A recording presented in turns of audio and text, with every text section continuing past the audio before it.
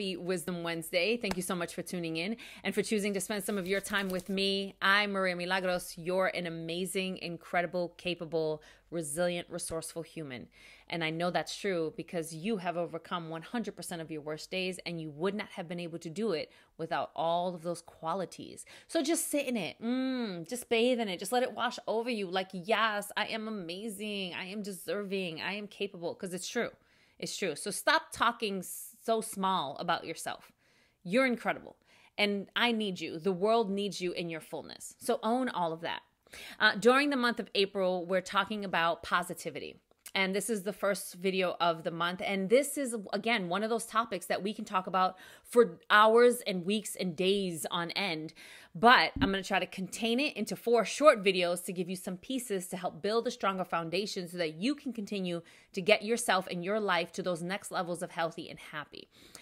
The reason why I want to talk about positivity is because recently I have been having conversations with and interactions with people who don't really know me other than like follow me on social media, or maybe they attended a talk that I went to, and then I meet them in real life. And when I meet them in real life, their response is usually like, oh my gosh, this is really who you are. And I'm like, yes.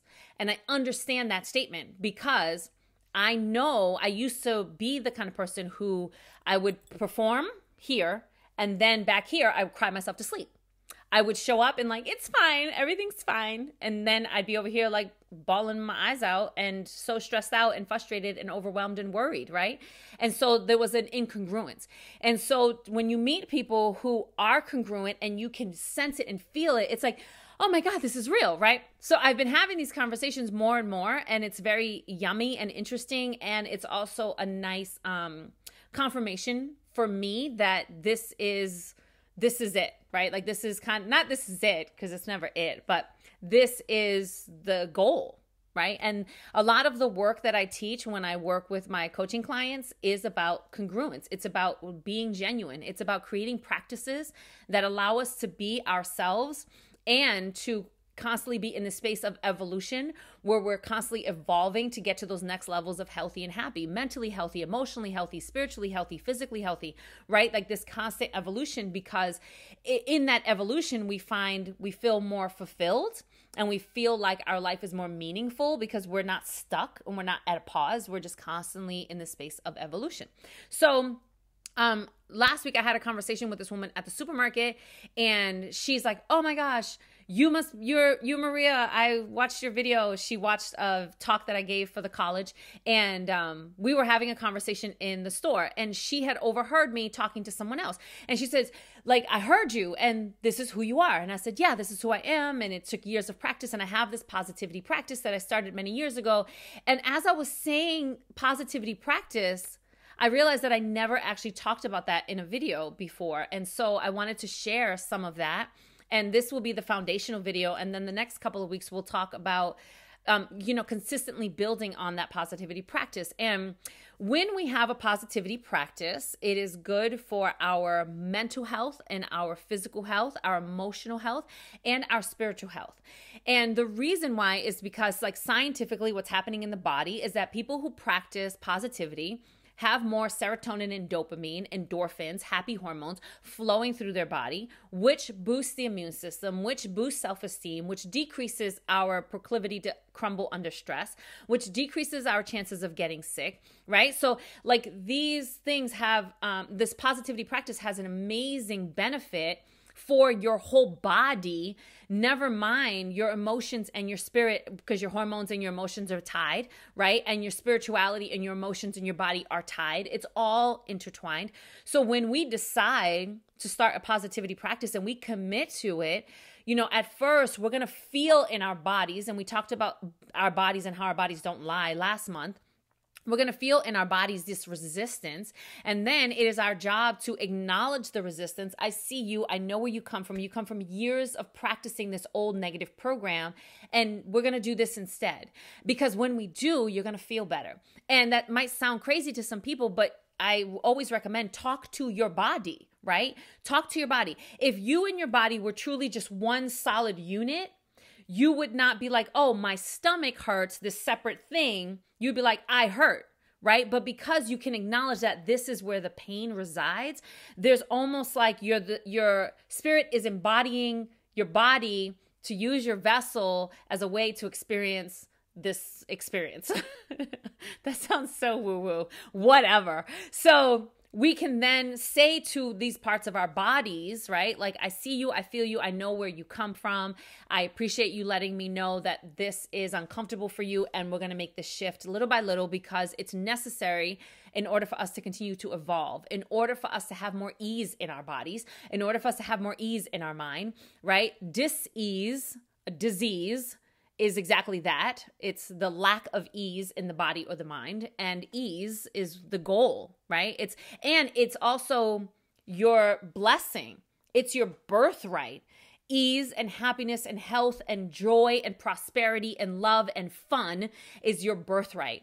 But we are so well practiced at negativity, and we bond over negativity, that we've been programmed, and we reiterate that program all the time when we practice negativity. So this is what I'm going to suggest for you if you want to start a positivity practice, if you're already in one and you want to maintain it, or if you want to really take your positivity practice to the next level, right? Make a decision that you are going to cultivate for yourself a positivity practice. Take your power back. No matter what happened back there in your past and all the people and all the things and all the experiences, right? And if you know me, you know I've had some. No matter what that is, this moment right now, we have to make a decision. Even with all of that, we're going to decide that we deserve a life that's rooted in positivity, because we deserve a life that's rooted in joy and peace and hope and clarity and solutions and abundance. We deserve that. Right? It is our birthright. So we make that decision. And then when things arise, because either things arise from our past because we keep rehearsing and practicing those stories. And so when they pop up, the second thing that we have to do is be self-aware. Pay attention. When they pop up, we get to look at it and say, I know where you come from. I understand that you are a fact, but you will not be a feature in my future. Ooh! Write that down. Listen, you are a fact of my past, but you will not be a feature of my future, right? And so then we look at that thing, and either we go to counseling, or we go to a coach, or we do forgiveness work, or we practice gratitude, or we do affirmations, or we do appreciation work. Like, there's so many things that we can do to help release ourselves of the dis-ease of that thing, so that we can keep bringing ourselves back to a place of positivity. And I also want to say this, a positivity practice is not about being fake and pretending like everything is fine. That is just being fake. That's just being fake and disingenuous, right? A positivity practice is really about acknowledging and seeing, and then what can I learn from this? How can I take from this? How can I grow from this? And how can I create a shift to move this story so that I can again get to a next level of healthy and happy? Right? So whether those things are coming from the past or they're happening in our present, because again, that is life, right? We're going to hit bumpy roads sometimes, right? The city that I live in, the roads are jacked up. So like, we're going to hit bumpy roads, and it's an opportunity again for us to learn, to grow, to expand. It's an opportunity to tap into our creativity, to our intelligence, to our community, right? It's an opportunity. That's what positive thinking does. It allows us to see it as an opportunity, which then means that we're that much closer to the solution, right? Negative thinking says, oh my God, it's a problem, it's a problem, it's a problem, it's a problem. My life is full of problems. Everything is problems. It's the worst problem ever, which then decreases all those happy hormones in the body, which then dismantles, I can't think of a better word right now, our immune system, making us more susceptible to illnesses and viruses, which then makes us feel sad and depressed, which then creates a spiral effect on what's happening in our body, how we're eating, how we're drinking, how we're moving or not, right? And it becomes this spiral. So positive thinking is a practice that over time will change the dynamics happening within you, help you take your power back, and then help you move through life in such a way that it doesn't feel like the worst thing ever. Bruce Lee has this amazing quote where I can't remember exactly how it goes, but he says something along the lines of, is it a catastrophe or is it an inconvenience, right? And I love that quote because I'll see these moments and I'm like, ooh, that's slightly inconvenient, but I know I can do inconvenient because I've done it my whole life. And when I do inconvenient like this, from a place of positivity, I tap into my creativity. I figure out something new. I realize that I can reach out to so-and-so and they love solving these kind of things and they can do it and it makes them feel fulfilled, right? And so do you get what I'm saying? Like it allows us to have a more open way of perceiving the world. My daughter many years ago, when something would happen, she would go, plot twist. And it was hilarious because if we are the authors, if we are writing our stories, if we are the authors of our story at this point in our lives and moving forward, and something happens that you weren't expecting, and you call it a plot twist, it feels funny. It feels like ease. It feels manageable, right? Versus, oh my God, I spilled my coffee this morning. This is going to be a horrible day. I'd never understood that. Like you had one moment that lasted 5 minutes and you decided that that one moment was going to be the feature for the next 24 hours. Sheesh. Negative thinking, right? So cultivating a practice of positivity allows us to take our power back, our responsibility back, to take ownership of our life back. And it also allows us to take back power literally in our bodies, right? In our minds, in our bodies, in our spiritual health, in our mental health, in our emotional health. And so the first thing is to make a decision. This is what you're going to do. The second thing is to start paying attention to when you do and when you don't. And then the third thing is to take action, right? Take inspired action. And this is kind of like, if you've watched my videos, you've heard these 3 steps before because they're the root. They're the pillars of this work, right? I make a decision about who I'm going to be and where I'm going to go and what kind of life I'm going to live and what I want to do. I pay attention to when I miss the mark, and it's not a bad thing. It's a learning opportunity. And then I take action accordingly to create those shifts, right? And so in the next couple of weeks, we're going to talk about some more tips and tools and things that we can do in order to create those shifts. But first and foremost, we have to decide I am deserving and worthy, and I want to have a positivity practice because I deserve magic in my life. I deserve magic.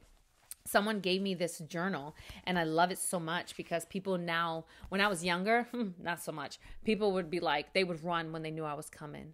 They would, and people would call me mean. That's true. And I was. I couldn't acknowledge it then, but I can now. And I was very aggressive, and I was very angry, and I was very sad, and I was very fearful, and I was very depressed, and I was very negative. And I decided to take control of my life, right? Because the only thing that I can control is me. And that's also part of a positivity practice, is recognizing who and what I can control. Me and my actions. I can catch my thoughts, I can shift them, I can catch my words, I can change them, I can move in actions that align with positivity, with who I say I am. Who am I going to be? How am I going to practice that until it becomes my reality, right? And like I said at the beginning, and now that is my reality. Now, granted, I still have my days. Everybody does. But for the most part, I have a positivity practice that I'm really getting close to kind of mastering, and that feels really exciting. And yeah, I can say that because I'm positive that that's the case for me. And this notebook this journal that someone gave me, and it says part mermaid, part unicorn, therefore completely awesome.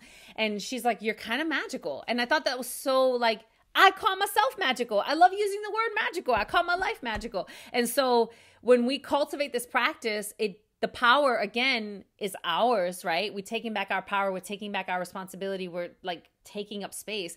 But we also give permission to other people to do the same. And the woman who gave me this, she developed a positivity practice after some conversations that we had that she said benefited her life as well and changed the way that she perceived things and changed the way that she moved about her life. So it's not just about us, right? It's about the new path. It's about clearing a way for other people. It's about giving permission by example, right? And it's powerful. It's powerful. And plus, like, I'm sure if you practice negativity long enough, you know there are zero advantages. So might as well come over here and try over here. You know, before they would say, come to the dark side. I'm like, come to the light side. Come. Like, what do you got to lose? Might as well try. All right, that's all I have for you. I hope that this was beneficial. If you know someone who can benefit from it, please share it. If you haven't already, subscribe to my channel. Stop playing around. And give it a thumbs up or give it a thumbs down. If you're that person, that's okay. I'm not mad. I don't take it personal. And, go over to my website and sign up for my weekly letters, my newsletters, where you'll get these videos every week. You'll also get information on any upcoming talks. And usually if you are part of the Super Sparkly Everything family, you get discounts on coaching, you get discounts on different talks and stuff, and you get discounts or you get information about things that are coming up. The Super Sparkly Everything conference is coming. So there's some details in there only for Super Sparkly Everything family members. They get privy to it first because they're family. Ow. And then everybody else will find out after. So that's it. I hope you have an awesome, positive rest of your day. I'm sending you all kinds of positive vibes. I'm sending you all kinds of positive vibes because I love you and you're deserving and worthy of love because you're a living, breathing human and there's nothing you can do about it. And I will see you next week. Peace.